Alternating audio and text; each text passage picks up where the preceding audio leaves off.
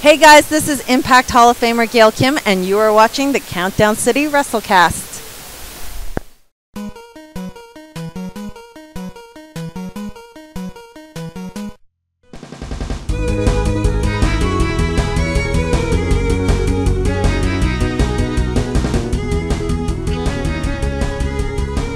What's up, heels and baby faces? Welcome to another episode of the Countdown City WrestleCast. I'm your host, JC, and I'm being joined at the table by my best friend, Mike.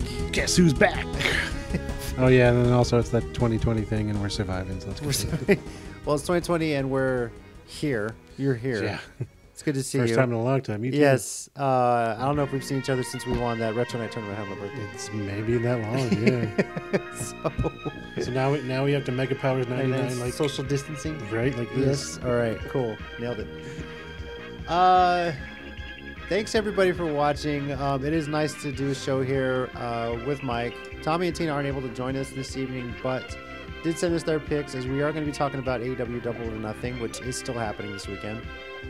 Before we get into that, of course, it's pointing time. CCG_WrestleCast is our Twitter account, and you can subscribe here to the Countdown City Geeks YouTube channel. A long time. It's been a while since you've done it, not on a camera, so your head's not right here. It's not Today, as I mentioned, we are talking about AEW Double or Nothing. Looks to be a stacked show, and I really hope they bring it because they're charging people $50 for this. Yeah. So I bet their weekly shows. I've said it from the beginning. They wrote the blueprint on how to do shows without a crowd in attendance. Yeah. They've been very entertaining. Done some very awesome stuff on Wednesday nights, and it has me looking forward to this pay-per-view a lot. So we're going to be talking about it. This is pretty much coming up on the anniversary of the launch of AEW, their first show. So, after that, we'll talk a little bit of wrestling news. There's a few things, not a whole lot, and then that'll be our show for the week. So, first we'll talk Double or Nothing. The pre-show, it's got one pre-show match on the buy-in, which I still think is like one of the greatest names ever for a pre-show. It's pretty awesome. Keeps the whole Vegas thing. Which, by the way, of course, this show is not happening in Vegas as originally scheduled. Nope. But they already announced that it's going to be happening next year in Vegas. So if you did buy a ticket for this event for this year's Double or Nothing, they will honor that ticket in 2021. If you want to hang on to that ticket. Let's hope that works out. Yeah, I guess, unless you want to request a refund. I don't know. Check with AEW's website about the information on that. But the pre-show is going to feature a tag team match, Private Party against the Best Friends. Tina and Tommy, again, mentioned, aren't joining us, but they did send their picks in. Tina's going with the Best Friends. Tommy is saying Private Party, but he thinks the Death Triangle gets involved or something and costs Trent and Chuck the match. So that's his prediction on that. Mike, what are you thinking on this one? I think I'm going to go with Best Friends. All right. Like Tina. I mean, I enjoy their work. I mean, Private Party is really good. But I do think with Best Friends having Orange Cassidy, if Death Triangle's... What's that? If he's going to be ringside, though? Because he's going to be wrestling later on. But. He probably will. I mean, since it's the pre-show. I think of it more like they might get the win and then get jumped afterwards. If something like... If they're... I don't know. They haven't been there in a while. I don't know if everyone's allowed or if they're able to show up. But, we'll see. So, Best Friends will figure something out. I'm with Tommy, though. I'm going with Private Party on this one. Hashtag math. Yeah. Hashtag math, Mike and Tina. Sticking with Best Friends there. Now, one pick Tina and Tommy did agree on is they are both picking MJF against Jungle Boy. Tina, of course, loves MJF, and Tommy says, even though I hate him, he's going to win this. Tina loves MJF, and what's not to like? I mean, he's arguably the best heel in wrestling right now. That's something he's... Overrated. No. Something he's built up. So I have to agree with both of them. I'm going to go with MJF on this. But I'm looking forward to it. I think this might be a show-stealing match. Yeah, I even have to steal Tommy's words. Yeah. Even though I hate him. Because he does his job well. He does. He stays so in character. Yeah. And even to the point where people are getting their phones broken when he tries to take a selfie, and they still just enjoy it. Yeah, it's hilarious. When you can mess with people and get away with it all under the guise of that, like... You know that you're over, basically. Yeah. What do I have here next? Oh, Dr. Britt Baker, DMD, the dentist, against Chris Statlander. Tommy and Tina both picking Baker. Tommy makes a good point, though. She's been on a serious run lately, and you love to hate her. Statlander's a fan favorite. If Baker gets her, Baker's next in line for a title shot So I think that's about pretty accurate, right? I mean, Yeah, wins and that's- losses yeah. count. You know, she's on a streak. Yeah, I'd have to agree too. I'd go with Britt Baker. Same for me. Pretty similar reasons, yeah. Yeah. Making the picks easy there. So, Yeah. Yep. Now, this is going to be a tough one, the casino ladder match. So, as of right now, there are 8 participants announced for this match. There is still an episode of AEW Dynamite to happen this week. We're recording this on a Monday night. So, we don't know if they're going to add 1, maybe 2 more people. But basically, this is an all-out ladder match. The winner gets a future title shot at the AEW World Championship. Tina is going with Keep Sabian. Loving the Harry Potter stuff. That's really her pick on that. Tommy, though, is going with Darby Allin. I think it's Darby's time has come. I think this is the way we start heading that way. And you know me, I love Darby. I want to think that's happening, but I think he'll win this. I'm just not sure if he'll win the title, if he gets the title shot. For sure. Yeah. At least not yet, but I still have a belief that he'll win it by the end of the year. So, yeah, I mean, AEW Money in the Bank. Sorry, I just had to say it. it's not like you can do it any time, but yeah. I mean, looking at the names though, I kind of have to. I think I'm going to go with Darby Allin too. Mm-hmm. I mean, Colt could maybe be a dark horse, but I guess I'm making the joke about Money in the Bank. This first one's going to establish, is this a serious, they get a title match and there's a good chance they're going to win? Yeah. Or it's just they get a title match, they look better, but, so it'd be interesting to see how the first one deals with it. Is it they can use it anytime or specifically at a certain time? Mm-hmm. So, I mean, I don't know. Given the names, though, yeah, Darby Allin, I think, would be the one. Seems the most. I'm really interested to see what the hell he's going to pull off too. Yeah. Due to the crazy. Oh, okay. Daredevil. Maybe we should say, assuming he survives and yeah. Assuming he doesn't die from a coffin drop that he's seriously dropping, man, it's crazy. Now this one's going to be interesting. A stadium stampede match. So officially, this pay-per-view is taking place from a quote-unquote undisclosed location. They haven't formally announced it, even though I think we all think it's going to be the Daly's Place Amphitheater in Jacksonville. The Stadium Stampede match is going to be taking place in an empty football stadium at TIAA Bank Field, home of the Jacksonville Jaguars. And it's Matt Hardy and the Elite versus the Inner Circle. What kind of freedom they have, what locker rooms they get to go through, whether it's the home, visitor, cheerleader. Is it the whole stadium? I thought it was just going to be on the field. You know what? Yeah. It says empty stadium. That's a good Please, point. dear God, make it to the owner's box. I would, or there's swimming pools at the upper deck, and if they can make it up there, that would be awesome.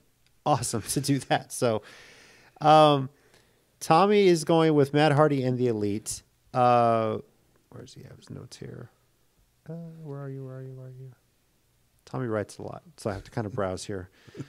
I have no idea what this match is going to be, but I know I'm going to love it. It's like they're 10 kids that their parents gave them permission to go crazy in the house, and there are no consequences. And honestly, I just want to see if Hardy or Jericho do anything with the lights and Titantron in the stadium. Either way, this is going to be fun. Yeah, that's a good point. You never know what Hardy's going to do with the supernatural thing that he's got going on. So, but Tina is going with the Inner Circle. I don't know. I think she feels like this is going to be sort of a heel type match. They're not a bad team. They're a stacked team on the Inner Circle. So Jericho, Guevara, Hager. But I'm going to go with Hardy and the Elite. The way, especially they've terrorized the Inner Circle recently, and with no gold on the line, as a team like that, I don't see why not, unless there's something in there where Hardy's going to turn on the Elite. I'm not sure about that. So, but I just want to see what kind of craziness they do, and I don't even know if this is going to be cinematic. Yeah. Do you think they would go with that route with Vanguard 1 providing some or Vanguard 2 as it? Because I think Vanguard was destroyed, but If they're going into parts of the stadium, then yes. Yeah.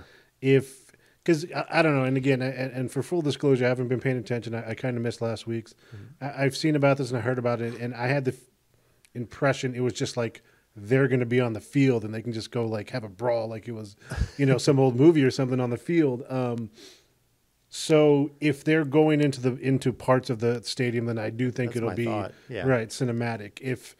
If it's just brawling on the field and they're just on the field, maybe not as much. But okay. I'm kind of leaning towards cinematic if they're going to be able to go through stuff. Okay. It just makes more sense to me. I'm going to go Inner Circle.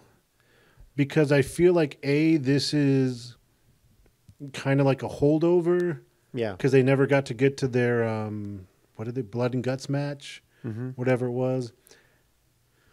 And I think Cody really wants to come out to face the Elite in that one, if they ever get to do it.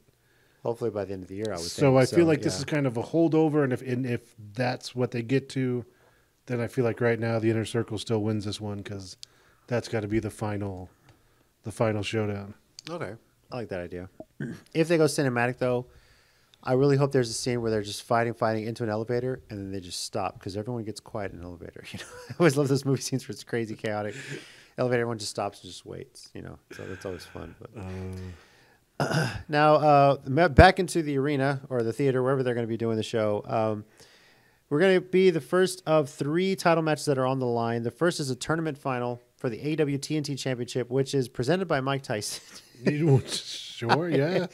I don't know. I guess if you throw a video out there of 50-something Mike Tyson training, still looking like he can kill people, I guess that gets you to present a match on AEW. So it works with me, man. The former baddest man on the planet be presenting Cody versus Lance Archer, which the majority of us, not me, predicted would happen when we were looking at this tournament from the very beginning. So Tina picked Lance Archer. Tommy sticking with Lance Archer. That was his tournament pick from the beginning, and if not, Lance is probably going to kill him. Where's his notes here? Oh, okay. Going back to my earlier prediction of the whole tournament, I'm still calling that Archer is going to win. That, and he'll actually kill me if he doesn't win. There you go. So Archer will probably blame Tommy if he doesn't win. So interesting to note, though, is that Cody's going to have Arn Anderson and Brandy Rhodes in his corner, while Lance will definitely have Jake the Snake. So, Mike, I think you had picked Archer as well. Are you sticking with that pick? Yeah. I am.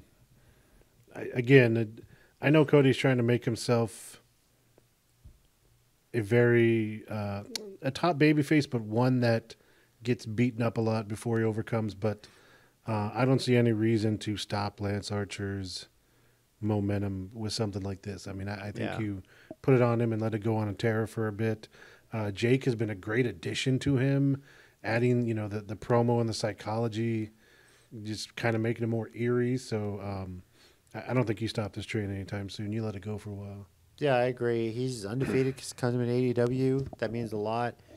And he'd probably be undefeated for a long time. It's almost like potentially a Goldberg thing. Be undefeated going into a world championship match down the line. Yeah, so, I mean, hopefully they won't go crazy with he won 17 matches over the... I know. 173-0. Maybe he deserves a title shot now. No, I just remember back in the day from one Nitro to another, they were like, he won 17 matches over the week at house shows. And you're like... How many house shows are there, man? That's a lot of traveling, man. Doing them back-to-back. Like there's a matinee in there somewhere? That's hilarious. Now, the AEW Women's World Championship is no disqualification and no count-out. Nyla Rose taking on Hikaru Shida, who has, I think, since this quarantine started, even before that, has only lost 1 match. She has been on a tear. Reason why Tina has picked her to win and take over as a champion. And... Tommy said it as well, too. Hikaru Shida, it's her time. Damn it. Nothing against Nyla, but it's Shida's time. From the win-loss and the record she's been on, the chair she's been on, I kind of have to agree with them. I don't know about you. But yeah, I think, at least for me, with the AEW women, they have a lot of talent. I just think they still don't have someone that transcends or anything that's really stuck out yet. Yeah. They obviously made a... conscious effort to go with some Joshi talent and some of these indie women that are not well known. So I think they're still trying to find something that sticks. Britt Baker's finally getting a bit of a character, standing out a bit. And you're right, Sheeta's been on a great run. She's really talented, and I just kind of feel like you put it on her and see what you get out of that. So I think I agree with y'all. I think Sheeta's going to win this one and take over champion. I feel like we haven't seen a whole lot of Nyla Rose since this quarantine thing started either. No, that's true. We've seen a lot of Hikaru Shida, and I think that's why a lot of people would love to see her win here. Yeah. And, of course, that leads to the AEW World Championship, likely the main event of the evening. Champion Jon Moxley defending against Brody Lee. Newcomer, formerly known as Luke Harper in WWE, has made a huge impact. Can show that, yes, he can cut a promo. Tommy and Tina have gone with Moxley. Tommy's saying Moxley went, but I'm calling shenanigans like the Dark Order gets involved. Another possible outcome is that it ends in a double DQ or a no contest. It's going to be a brawl for sure. I'm looking forward to it. For Moxley right now, though, I feel like he's the biggest star, possibly arguably bigger than some of the WWE ones, especially him having the title has given him a lot of momentum. And he still holds the IWGP United States title. And I feel like him losing, excuse me, well, kind of like lessen that U.S. title that he still carries. So I would think he wouldn't lose this match. But there's the balance of it. Brody Lee's come in hot. He's been a big name. If he comes in as this whole exalted one, does that kind of kill his momentum? So I could see, I'm still, by the way, picking Moxley, unless they do some sort of like double DQ finish, which is also very likely. But if it's going to be a winner, I'm going to go with Moxley too. Yeah, I was like, can I say that? Can I? You can pick it if you want. Yeah. No. I was going to say, can I just say Moxley will leave the champion? No, I kind of agree. I mean, I think he's going to win. I mean, I don't think Brody Lee's going to get the title. But what I actually think is, I think he might win by disqualification. I think there might be a new member introduced to the new the Dark Order. Yeah. Someone again, kind of not as big as Brody Lee, but maybe someone we know that also gets involved. DQ, double DQ, no contest. I do think they'll probably finish the show laying him out. Because I mean, you would think Moxley can beat Brody Lee 1-on-1, but I don't know if he's going to fight off all the minions. Unless someone comes to his aid, and no one's really helping Moxley. So yeah. But yeah, I do think he'll walk out with the belt still. So, do you think anybody of the recently released talent will show up at Double or Nothing? I don't know if they can. The only one that I can think of that might be able to is Rusev. I don't forget what his name is now. Miro. Yeah, but I think his is in a situation where his contract expired. And then I know we're about to talk about this in a second, but Gulak, another person, but I don't know if they would just jump right into that. Yeah. So I see what you're saying. But yeah, it would have to be someone whose contract expired, not that they were released.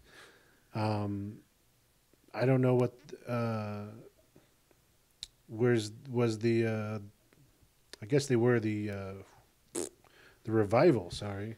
The Revival, rumor they're going to be the days? Revolt. I would think they're close to their 90 days, or they weren't re-signing. I'm not sure what the timetable is on that. But then again, sometimes they might even just challenge it if they show up. What Rhino did, show up under a mask. No, that wasn't me. Or even the show Conquistadors. Yeah, they show up as the Conquistadors. That would be the best. Of course, there's a story out there. They were going to be called the Revolt. Well, there's an actual indie tag team called the Revolt that already sent them a cease and desist. Right. As we know right now, their current official tag team name is FTR, but they haven't said what this stands for. It might just be like a whole CM Punk type deal. Who knows? But I wouldn't shows up. No, that would be crazy. I wouldn't be surprised if they show up in some form or fashion. And when you think about it, what can WWE really do? Like, they can't really sue them. I mean, they're independent contractors. They can try, but that's one of the, I mean, not to totally get off topic, but yeah, if you've got the backing of AEW and lawyers, if you're a full-time employee, then you have more. Yeah. So who knows, right?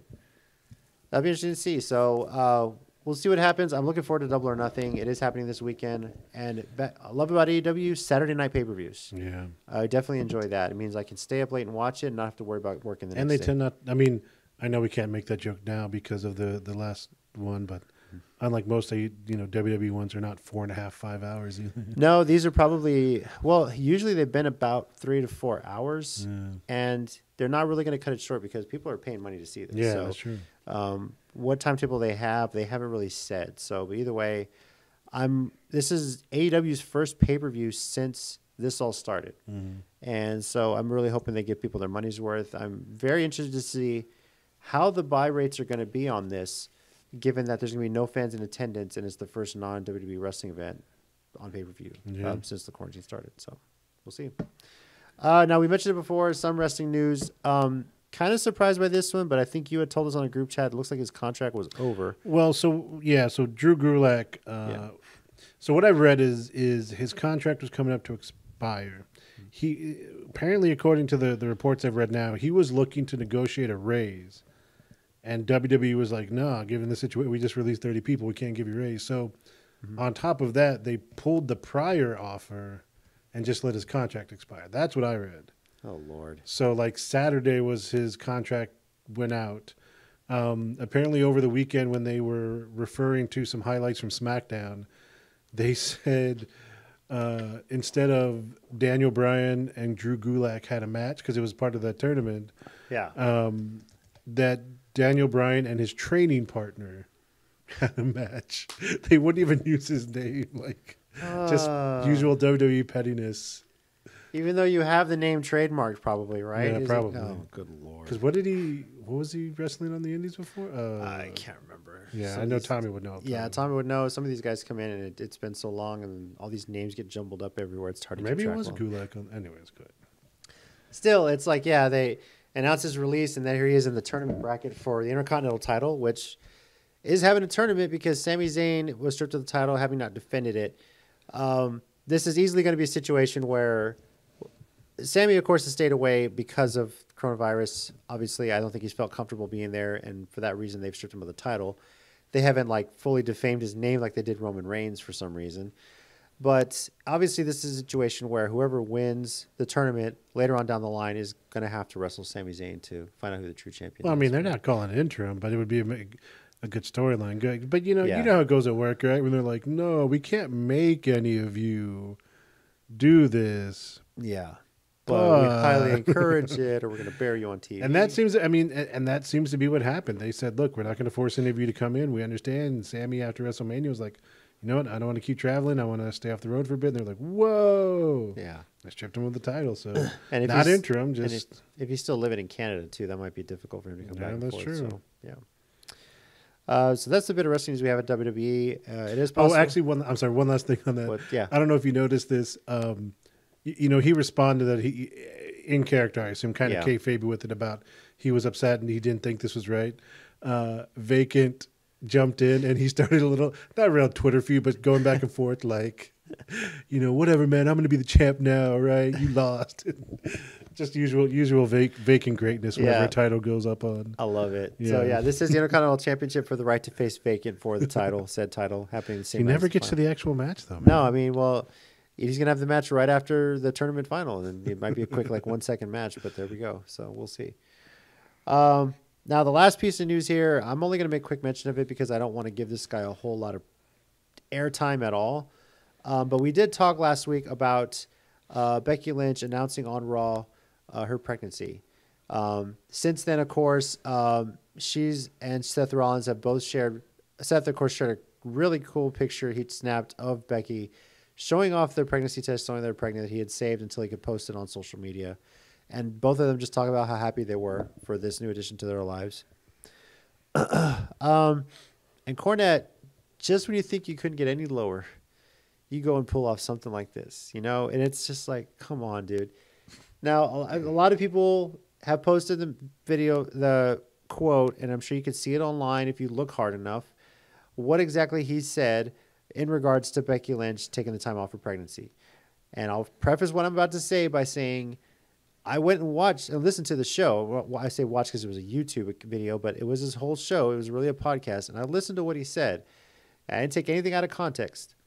And Cornette, you're still a piece of shit because you don't have the right to tell a woman when she can or cannot have a baby. I know you're all Mr. Wrestling and protecting the business and wrestling is the biggest thing in the world for you and yada, yada, yada. There's more to life than wrestling. And I'm saying that on a wrestling show. But if she made the decision, whether planned or unplanned, to get pregnant, she's happy going forward with that, you have to respect that. Until you have physically pushed the baby out of your vagina, you can't comment on whether or not a woman can get pregnant at her job, regardless of the amount of money she's making, regardless of what it might do for WWE's plans. As we've said, when she made the announcement, it was a bittersweet thing. We discussed how difficult it might be post-pregnancy for her to get back to where she was in her career. And if this is the end of her wrestling career, I'm sure she's happy with that on some level, to go be a mom, as she seems very happy about that, at least on social media. Seth Rollins is excited as well. So you just cannot make a comment like that, whether you're trying to say this or that, or you're looking at it from a business side, those are comments better left unsaid. You have to have some filter about it. Now, whether you said that for some shock value to get your name out there, some notoriety, because people just don't give a shit about you anymore, that's pushing that's pushing a little bit too far. Okay, you can keep making your comments about Joey Ryan and how his gimmick is this and that, even though you're just mad because he's getting more over than you ever could have in your life. Let's be honest here. So just stop, please. Just on some level, just stop. You can comment on wrestling, but don't comment on people's decisions in their real lives and what they decide to do, especially when, as a man, you have no right to decide what a woman does with her own body. And that's all I'm going to say. Mike, you're welcome to add anything if you would like. I know you don't. Yeah, no. And what I'm going to say, and I've talked with JC, and I kind of talked with him about this a little bit. In my opinion, he's just an old school wrestling carny. And I'm not even sure if he honestly believes like 75% of the things he says on social media and his thing, because he knows how to get reactions from people. So I'm not going to say too much beyond that. I'm pretty sure I would agree with anything. I do agree with everything JC said. I would agree with anything Tommy said on it. I would agree with anything Tina said on it. My thing is, I honestly feel like we need to stop giving him reaction. Like, yeah. CM Punk talked about this years ago on the podcast, the infamous one. He said, Twitter's like the window in your kitchen, right? You want to stop listening to someone, you block them, you close the window. I don't follow him on social media. I see stories because I know. Yeah. It always pops up, and I listened to his podcast a couple years ago, and the sad part is he really does have a lot of knowledge he could share if he wasn't so old man yelling at the sky about it. But he used it positively. Has to do it in his own certain way, the only way he sees things, and that's fine. But beyond this, I don't really want to give him any relevance anymore, and just let it be. And I think more people should learn, especially those he criticizes, to just ignore him and to move on. Because, I don't know, in my opinion, that's all he wants. So. All right. And with that, we will move on to our 1 minute warning. Mike, it's been a while since you did one of these in person. I know. Yeah. Let's see. Cesaro has kind of been... I was wondering, man, because came back. You can't, it's got to be something Cesaro related. This seems to be your trademark, but it's up to you if you have something Cesaro related or anything you want to talk about for a minute. While he thinks, I'll let you guys know, if you're new to the show, what this is exactly. So we came with this idea, the whole 1 minute warning. Just a minute for everyone that's on the show to take a minute and just talk about whatever they want, uninterrupted for a whole minute. It could be wrestling related. It could be anything related. It's come from a variety of topics. Sometimes we run over a minute. Tommy, for example, last week went 4 minutes, but, it is what it is. But it's okay. Give me just 1 second. I just want to get the actual graphic for the WWE IC. Oh, the bracket? Yeah. Okay. Tournament. You got it? Well, it's on a video. Here we go. Let's see. I've seen an image of it on there. Yeah, okay. All right, cool. All right. Whenever you're ready. So, IC title tournament. Apparently last week on SmackDown, Daniel Bryan beat Drew Gulak. Elias beat King Corbin. I didn't see it. Apparently there was the guitar was involved or whatever, and I think so. I think this week coming up, Jeff Hardy is going to face Sheamus. AJ Styles will face Nakamura. And you know who's not in this tournament? Nakamura's in this tournament. You know who's not? Cesaro. Why would Cesaro not be in the IC title tournament? Huh? Yeah. That's what I got to say. King Corbin, he's facing Drew McIntyre on Raw because there's some new whatever, invite people from the other show. Wildcard Rule 2.0. Yeah, exactly. Where's Cesaro? Also, random side note, because I was just making this up as I went along. On the New Day podcast, they have God, I'm really bad with names right now.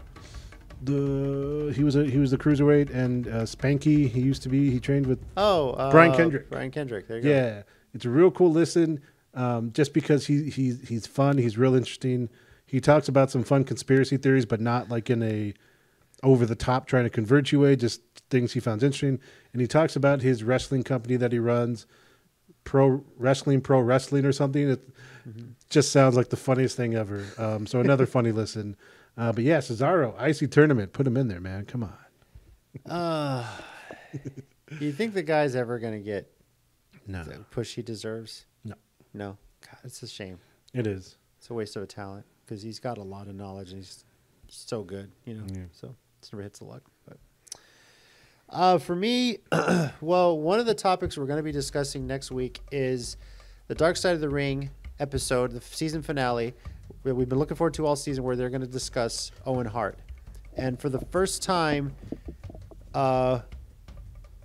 Owen's widow, Martha, is going to sit down and discuss, in a formal setting, her thoughts on everything. Of course, we've seen snippets before of this, her comments here and there on interviews, podcasts, whatever. And obviously, we've heard, she wholeheartedly blames WWE for Owen's passing. She won't allow him to be in the Hall of Fame for that. She still thinks they have something to do with her death, that they're just trying to profit off of him. And she might make some very good points, especially when it comes to the Hall of Fame. Her biggest one on gripe on that is that WWE doesn't have a physical Hall of Fame. It's literally just an event, WrestleMania weekend, to sell tickets and make money. And I see her point. And maybe if WWE put down a physical building, actually had a physical Hall of Fame, whether it's at the Performance Center or in Connecticut near the headquarters, maybe people might take it a little bit more seriously. Because the only Hall of Fame she's allowed Owen to be a part of is the Tragos Luthez Professional Wrestling Hall of Fame, which Bret Hart is also a part of, and says he feels that one has a more important impact on him than being a part of the WWE Hall of Fame. So I am interested in Dark Side of the Ring next week. I've been looking forward to this. What will she say? Because a lot of people have said, Bret Hart included, that Owen deserves to be in the WWE Hall of Fame. But she is going to have a lot to say about WWE continuing to go on with the show that night and everything that's happened afterwards. So all these years later, because the anniversary of his passing is coming up. It was in June of '99. It's coming up. It's been, over 21 years this year it will be. So this is going to be a pretty shocking story, a crazy story to think of. And I'm starting to feel old because all these stories are getting like a full-on thing. We talked about Brawl for All, Chris Benoit, and now the Owen Hart tragedy. I'm interested to see what sort of stories they have, and hopefully it's not just involved on the night that he passed. So, yeah. I mean, I agree with you as far as the Hall of Fame thing goes. And I think the other thing that kind of hurts it is you hear so much, since we follow, how it's political. There's guys that clearly need to be in there. If you consider it a Hall of Fame, that aren't in there because you have some personal, like, why is it beef Victoria with in them? there? But even older ones that, took forever to get in and stuff. And, so I completely understand. And we've been to WWE Access, and they have a whole exhibit there. And you've seen at the Money in the Bank what they have in their, just in the front of their building and down some of the hallways. Like, Yeah. it makes complete sense to have You have all the memorabilia, just make an actual building. Yeah. And let's face it, people will flock there just from all over the world to be a part of that. I feel like Orlando would make more sense, not just because of not because the PC is there, which helps, but because Orlando already gets people from all over the world for the Disney parks. Yeah. And for all the other stuff that's there. I mean, that seems like it would make perfect sense. I know that was rumored for a long time. Maybe this whole quarantine and COVID kind of delayed that, but I really hope if it's been in the plans to do it, because it is a money-making. I will say this, and I think I mentioned this maybe when I first started on the podcast. Don't actually put it near the PC, though, because I went to Orlando once for a week on our 10-year anniversary. And one of the days I was like, hey, I need to go see this PC. I need to drive there and see it. My wife is cool with it. It's not in the best place. It's it's not what I expected at all. I was like, oh, and it's like in a warehouse district because it's like in a big warehouse. So I would not put it there. But I'm just saying, in the Orlando area, near the Disney parks would make a lot of sense. Or downtown, who knows? Yeah. Right? There's a lot of area around there. So, all right, AEW Double or Nothing is this Saturday, May 23rd at 7 p.m. Central Time. The buy-in, I believe, is going to start at 6:30. Officially, they're listing it as being part of an undisclosed location. From parts unknown. Parts unknown. Corner of the SmackDown, all that. All those fun wrestling things. All we know is that one match is going to take place at TIAA Bank Field. And more than likely, the rest will take place at Davis Place Amphitheater because that has basically become the official home of AEW during all this. They've run all their shows out of there without a crowd. So So likely it will be in Jacksonville, Florida. And it's going to be on Bleacher Report Live for $50. If you're international, it's also on Fight TV, I believe around the same price as well. So check where you'll be able to purchase it. It's everywhere. It's even available, I think, PlayStation Network. You can link through Fight TV or Bleacher Report Live to watch it there as well. So there's many ways to buy it. It's mobile. I like that it's on Bleacher Report Live because you can kind of get it anywhere. You know, you don't have to be in front of a set-top box and everything like that. So. Yeah. Before we close the show, and we were just making the joke about Parts Unknown, it just popped to something, and I want to get this on record, so maybe in a future episode, when we get the four of us together, we need to do an episode where we talk about things we believed about wrestling or that we believed we were told that we never really questioned until a lot later. Like, for instance, our infamous joke about the IC title tournament, the first ever when, with Pat Patterson. Like, you just believe that for years, and then you find out later they just made that up. What do you mean they made that up? I thought it was still real. God damn it.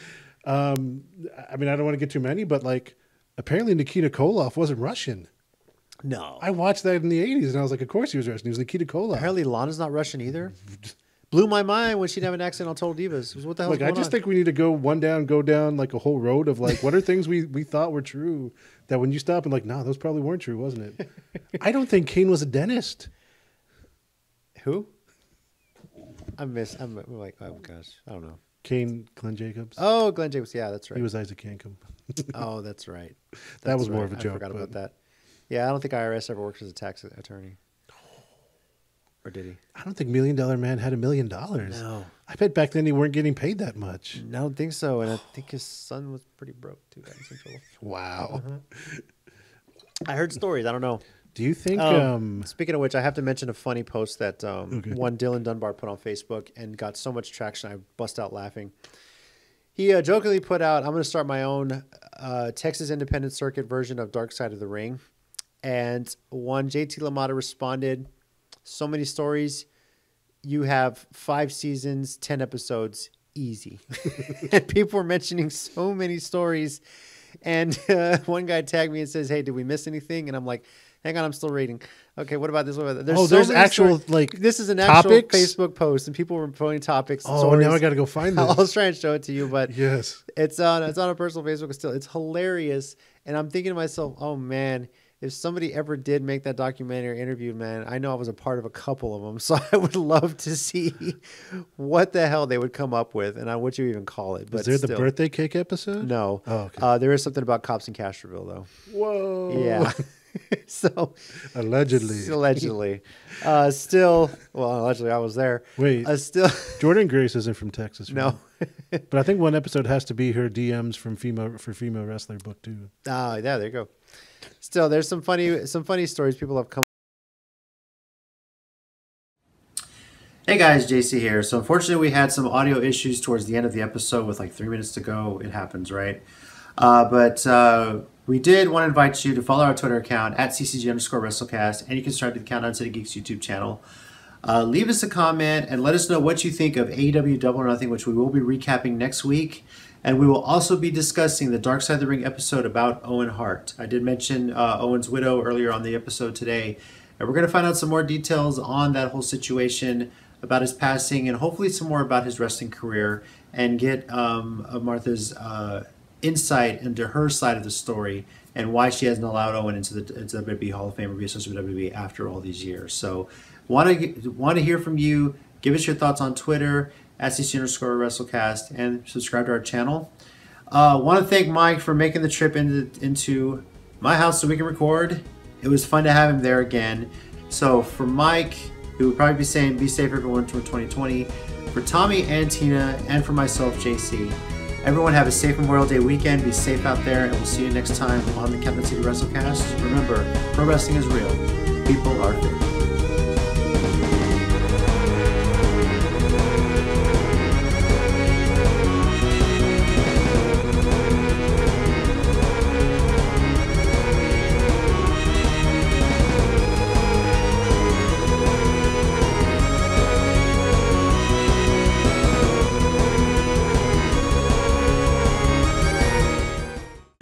So if you want to subscribe to the channel, click right here.